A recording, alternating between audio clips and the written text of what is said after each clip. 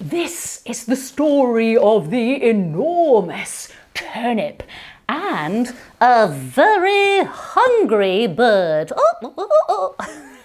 If you're a language teacher and you have students who don't yet know how to speak or read or write, you know that you're always on the lookout, on searching for fresh ideas that you can engage your young students with. And drama, storytelling, puppetry are a great option to use in class. But here are my two biggest mistakes that I personally used when I first started teaching English through drama. The first biggest mistake that I made was I would bring activities to class that I thought were great drama games that would really engage my students, and they were having lots of fun, really energized, loving what we were doing.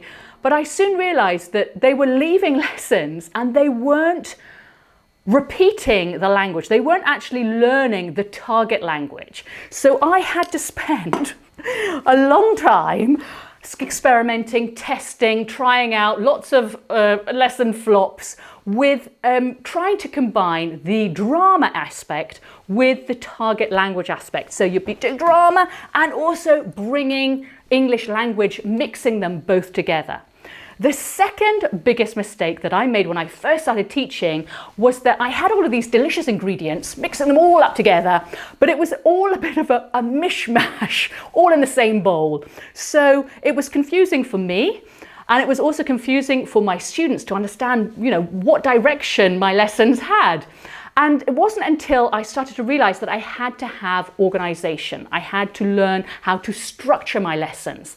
And as soon as I started structuring lessons right from the start, okay, how to onboard students, what activities to start off my very first lessons with, how to develop them all through that hour, how to energize students, how to keep them calm, chaos-free.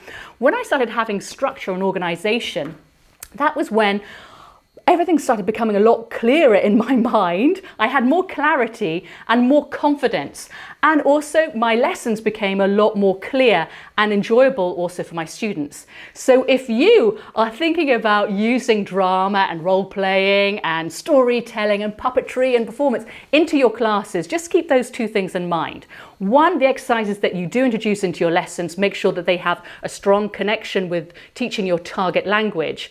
And the second thing, make sure that your lessons are really organized. You have a very clear structure, because when you have clarity in your mind of how it's all going to progress, that means that you look and sound more confident, you're more clear, and your students will find it a lot easier learning too. Give it a try.